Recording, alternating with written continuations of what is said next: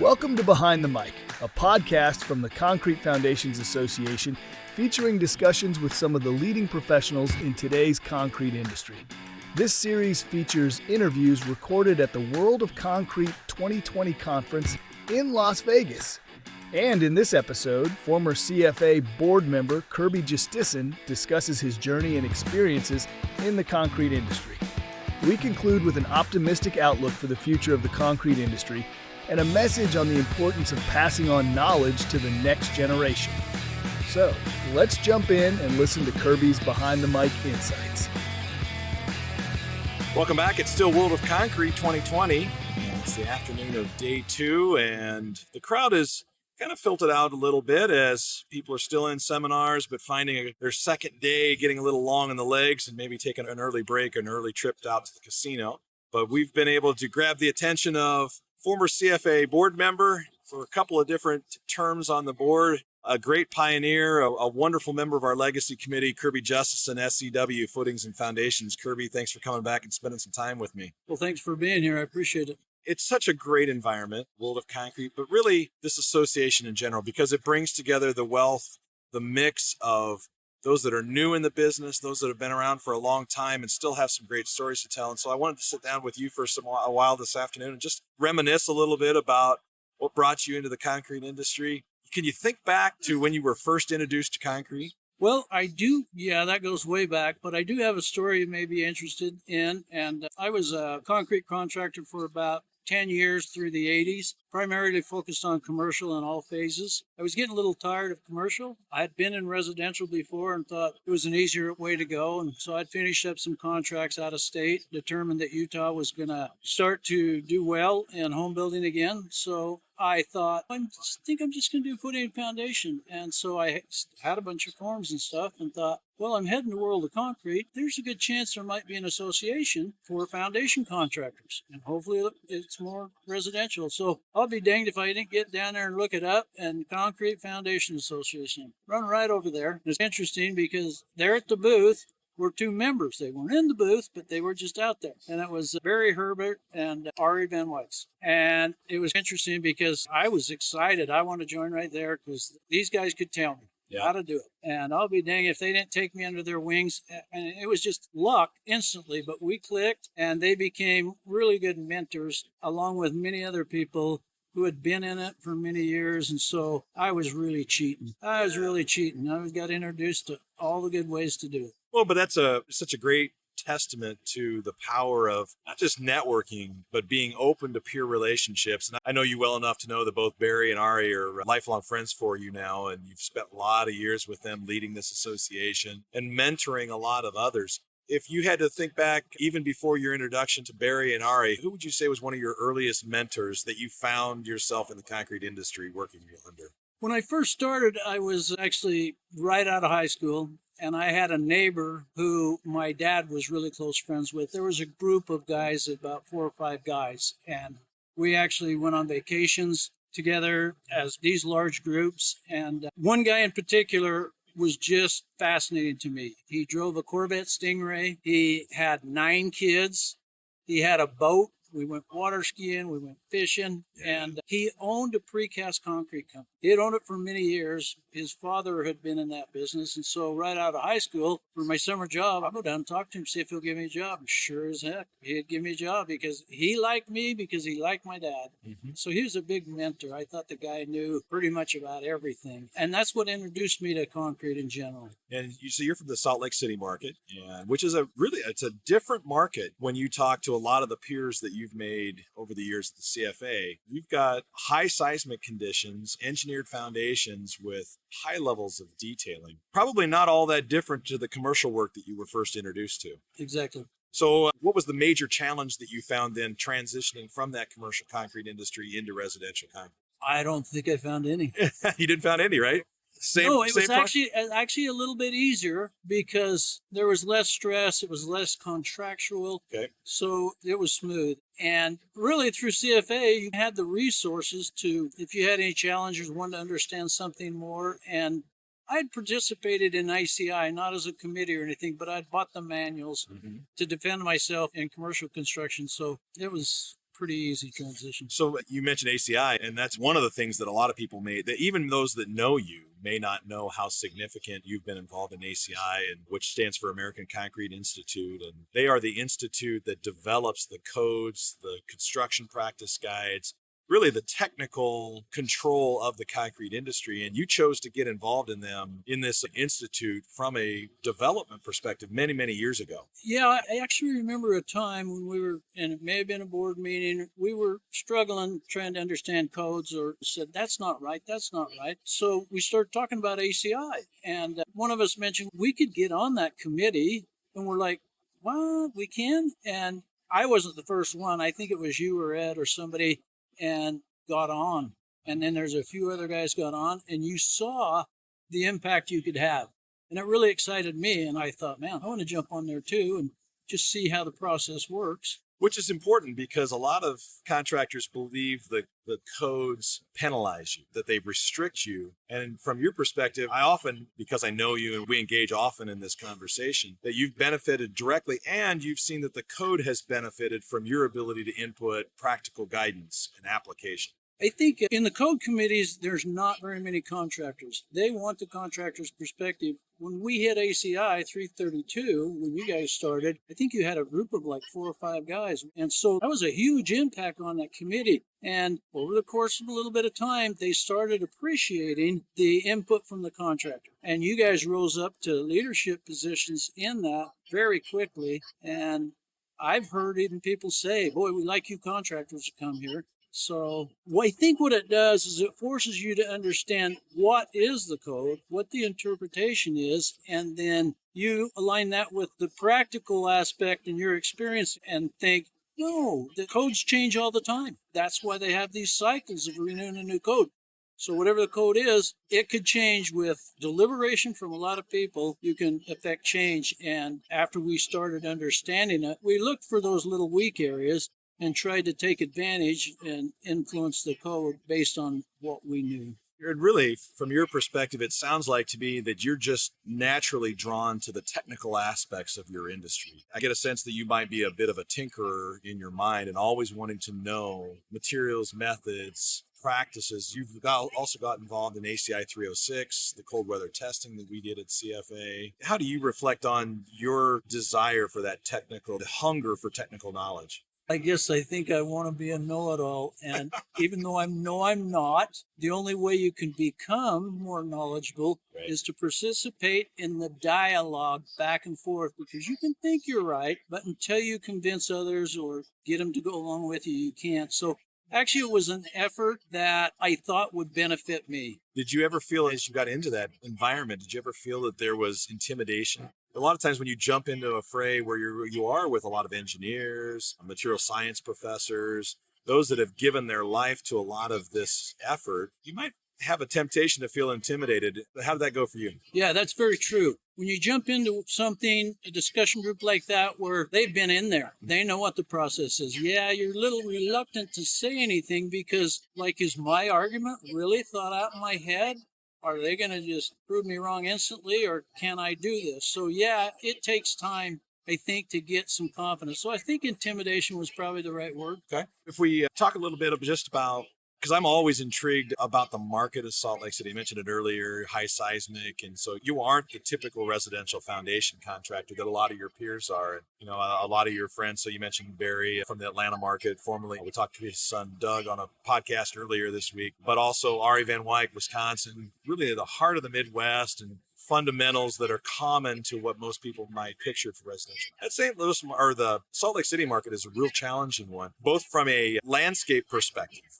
You're in the mountains, and that changes your business model over what from your peers. So how have you reacted to what you've learned versus what you have to deliver? Yeah, when I found out the way that they were doing things, say engineering wise, it was quite a bit different. And then it was pretty easy to understand it was because our seismic, and also because our state really had a good code commission. And so when they adopt the IRC, they would have these amendments to the code. Right. And when I got in the early 90s, full-time residential, they had just developed this empirical amendment to the code. So it actually prescribed exact conditions up to a certain point, and then it was the re-engineer to take it from there. And in Utah, yeah, we're a high mountain desert. The population areas includes several valleys that are hooked together, which old lake beds, so we got poor soil. And then when you just right close to that, you got mountains rising, large mountains with a lot of ski resorts. Beautiful powder snow, rugged,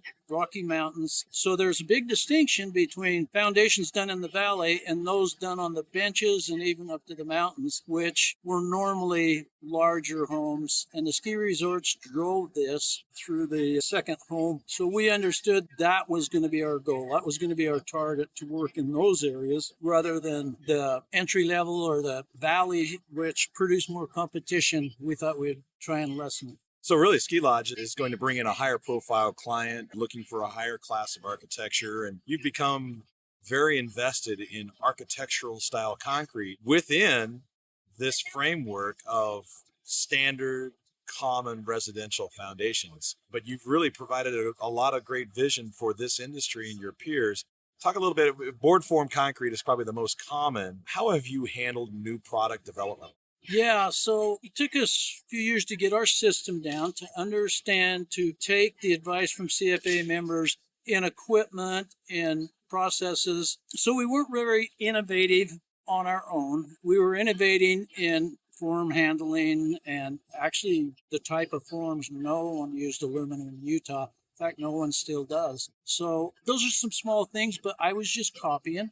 I'd say, well, definitely, there was a little bit before the Great Recession, but definitely right after the Great Recession, as everybody was trying to spend less money on a house, the architects were going the opposite direction. They wanted to go to a different architecture, and that happens in every 10 years. I don't know, you're an architect, Yeah. you can tell me. So they tried to simplify, take all the bells and whistles, and that turned it into a contemporary look, with maybe a flat roof, maybe sharp cornered edges, designs, and so forth. So that appeased the basic market. Then the upper end market, where money was no object, these people build multi-million-dollar houses that they lived in for 2 weeks. They had a distinct mountain look to them. The architecture was fantastic. Battered rock columns, wood, big beams, and the traditional ski resort look. Well, they needed to change their architecture too, as beautiful as it was. And so we started getting requests for architectural finish, exterior, something that could go in with the exterior look of the concrete that would match the quality and massiveness and durability of these bigger houses, because maybe they had the money to do it. We got requests for bids for probably the first 3 or 4 years after that, and no one bid. We did get some weird things like some planter boxes, a little retaining wall, a little this, a little, but not a house. Right. Because the price was pretty high. And we were probably underbidding it significantly because we really didn't know, but we really wanted to find out. So as time went on, I'd say it was about 7 years ago, we were going to start doing them. I mean, people were pulling the trigger. So we decided, wow, this is us. We love to mess around and experiment with concrete to see what we could get it to do. We'd done a lot of work in that, like that building I built for ourselves where it was focused on a lot of decorative. Right. But this board form was really intriguing, so we actually cast about 17 mock-ups in our yard because we wanted to know what we could produce. We had to work with mix design. We had to invent all this stuff, and we didn't want to do it on the job. We wanted to learn a little bit first. Plus, we wanted to show the potential customer, hey, what do you want? This is what this looks like. This is what this looks like. It worked really good. Yeah. And so the first few years, boy, we had a lot of architects and stuff come by, and it just took off. And now it's been probably 7, 8 years, and it really took off, and it's really not stopped. I don't know if it's really increased or not, but it's, we're really doing about 2 jobs continuously, sometimes 3, with this board form. Have you ever found a design challenge that you've turned away from? No, I mean, if you got time to think about anything,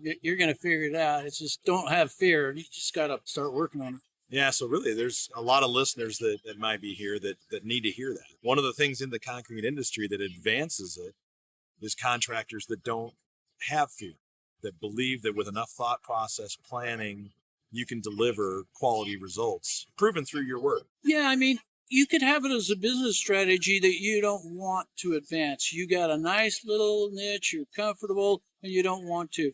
Or you could be the type of personality that says, wow, I would like to be on the cutting edge of this. There's always risk being on the cutting edge, but I looked at it as a business opportunity because I thought, man, if this stuff takes off, a job that would have taken me 2 weeks, I do it in board form, it's going to take me 6 weeks. All of a sudden, my workload increases without hardly any effort. Well, you had to learn the process. Right.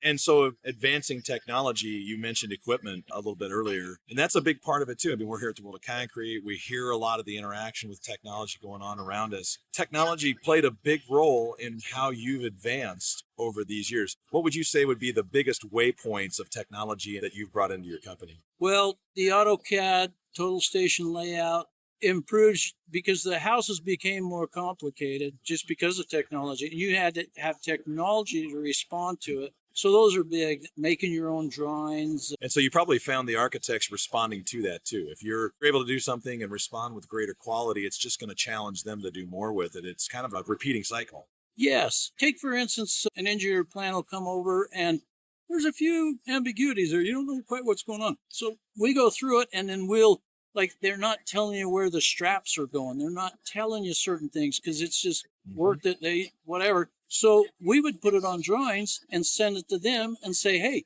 we're not trying to do your work or anything, but give us some guidance here. You got to bust in this and just tell us what's going on. And it just makes it such a much smoother process because those things are answered well before you're on the job to mess up your productivity. Are you finding that technology is engaging the younger workforce, bringing guys that have a little curiosity, want to see involvement with that increasing? Well, for office guys, yes. For field guys, no. You got technology though for your field guys too. I'm assuming in your equipment that you brought in. Yeah, I don't know if it overwhelmingly helps or not. It's still a tough job, very physical job. So it only fits a certain breed. Yeah, technology still is making our jobs easier. I'm struggling right this second to explain, but yeah, it just makes you more efficient. Do you think then, how do you respond to the question that is the concrete industry for the old guy or the young guy? Well, in general, it's mainly the young guy. I mean, I could actually do it pretty much until my mid-50s, and then it became physically a little more difficult. I could do it, but maybe not all day long, maybe not including overtime and everything else. But I look at it, by the time you get up to there, those who are going to stay, they really should go into leadership positions and where they don't have to do the physical, but now they've got all the experience. Yeah, and so there is a natural process then of learning and evolving, turning into project management that turns into ownership. How do you see the future of your company as you look to the ages that you've been bringing up underneath of you that you will one day turn this company over to? We've worked on that, and we actually looked at it as a way, if we could get them buying into ownership, that automatically they would turn into a better employee if they felt that they had a say and an interest. So we've been working on that for about 7 years, and man, I think it's just been so beneficial, and I'm really confident that by the time I leave and my partner leaves, it's going to be in competent hands. So then part of that has to be engagement, right? And not just a learning from you, but an engagement with the same type of peer structure that you benefited from as you grew into the industry. Does that challenge you from a leadership perspective to find time for those guys that are doing it, making it happen, to then get them into that same environment? Yeah, because in construction, there's really been an evolution of the human psyche, for instance. The old school used to be you yelled at somebody, you called them a derogatory name, and you wanted to embarrass them, and that's how you were motivating them. And to look back and say that right now seems really silly, but when you're under the heat of the moment, you think that's appropriate. Right. I can get so mad at you, you will. Well, what will he do? He will not like his job. So the idea to try and change that first starts with you. You got to learn it because you don't know it. You grew up on, why would you know it better than anybody else? I remember Stephen Covey come out with his 7 Basic Habits, and I think that was in the 90s, maybe a little later. And I just devoured that stuff. So I turned my meetings in with leaders or foremen and different things into really just preaching that book. And that helped my mind to understand it because I couldn't teach it until it was embedded in me. Boy, that was a process. I mean, to change your nature takes time. And It takes a desire. It takes being embarrassed because, oh man, why did I yell at that guy? I'm never going to do that again. There's way better ways. So it's a great industry. I think I've said it on this podcast before. It literally and figuratively gets in your blood. What did the concrete industry teach you about you? Sometimes, listeners, we go deep on this podcast. So what it taught me, I really think maybe not so much the industry. Yeah, the industry taught me a little humility because, maybe I had a little much too self-confidence. But when you get there among other people who have achieved far greater than you and they're humble and they want to help you and yeah, you're part of it and just let yourself be part. Be open, listen, watch, learn. I don't know if that's unique among industries, but in order to have that happen, you've got to participate in industry events and rub shoulders with those people, invest time and effort into it. So it kind of taught you humility, and I surmise that then from your interactions brought that humility back into confidence, but a well-placed confidence. And so now you look ahead to the next generation, and we've got the concrete industry is the oldest form of construction. It's not going anywhere anytime soon. So what do you think about most when you think about tomorrow's future for concrete? Okay, I think you're absolutely right. It's a steady industry that's been around for a long time. If we want to look at things that have really changed it, the invention of plywood, aluminum forms, crane trucks, and they've happened over the space of a lot of years where you see, so your profits are pretty low or whatever. Yeah, I was going to say narrow. Yeah, Right. and during the time we've saw tech take off, and boy, those guys can make a killing, and the next may be out of business because somebody invented it better than they did. So they're at risk way more than we are. Ours is really a less risky business, I believe, than many other ventures. So that's one thing that I like about construction concrete in particular. It's not going to change really fast, although change is coming. Right. Technology change is coming. That's a big one. It's going to take a little while, but it's not going to stop. And technology is in every aspect. We've talked about equipment. We certainly have talked about engineering and devices that allow your quality to increase. There's changes in the mix designs, and you've been a part of that discussion about how do different chemicals behave in concrete and how could they help you out. I reflect oftentimes on our discussion of calcium chloride versus calcium nitrate and the difference that it plays for you there. So I surmise you're not done listening yet and you're not done learning yet. Exactly. In fact, that's why you keep going. I know recently I've been working a lot with the local ACI. So now it's my local guys, mix design guys from the Ready Mix. And man, I just thoroughly love that. I can get input. And so as we've tried to design mixes, we take our ideas and then go to them and they come back and we might do a little testing here and there because you brought up calcium chloride. And honestly, we've got our mixes designed now so we don't use a lot, hardly. I mean, there's occasionally, but we do it with cementitious material and just get the mix hot.